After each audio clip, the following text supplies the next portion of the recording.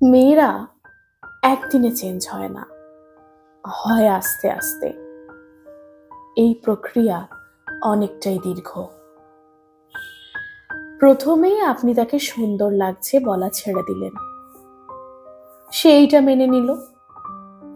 আপনি তার জন্য ফুল আনতেন, কিন্তু কিছুকাল পরে ফুল আনার কি দরকার এইটা ভেবে আনাটা বাদ দিলেন, সে এটাও মেনে নিল। আপনারা বিশেষ দিবসে ঘুরতে যেতেন, আস্তে আস্তে সেই দিবসগুলো ভুলে যাওয়া শুরু করলেন, সে এবারও মেনে নিল। আপনি এখানেই থামলেন না, আরো অহেতুক ব্যাপারগুলো ছেঁটে ফেলা শুরু করলেন। কিন্তু আপনি ঘুণাক্ষরেও জানেন না অ্যান্টিবায়োটিক যেভাবে কাজ করে, আপনার পার্টনার মেয়েটা সেরকম আপনার ব্যাপারে মনের মধ্যে অ্যান্টিবডি তৈরি শুরু করে দিয়েছে। এক সময় সে ফিল করবে আপনাকে ছাড়াও তার চলবে। আপনি খেয়াল না করতে করতে এমন জায়গায় গেছেন যে মনে হবে সে হয়তো নতুন অপশন পেয়ে গেছে।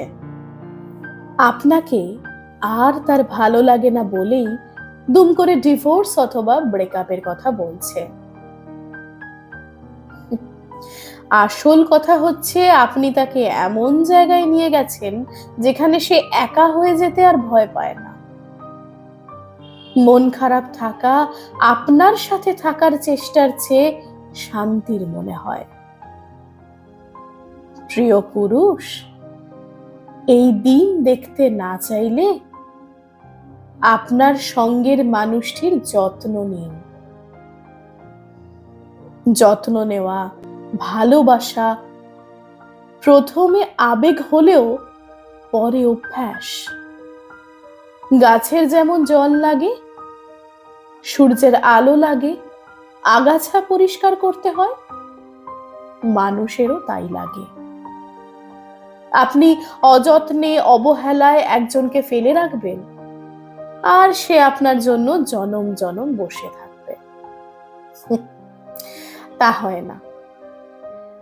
ভালোবাসার মানুষটার যত্ন নিন। মনে রাখবেন, nothing is more heartful than a broken woman. যে আপনাকে একদিন ভালোবেসেছে, যত্নের অভাবে সে ভালোবাসা ভুলে শুধু নিজেকেই ভালোবাসা শুরু করলে তখন কিন্তু সেটাকে স্বার্থপরতা বলবেন না।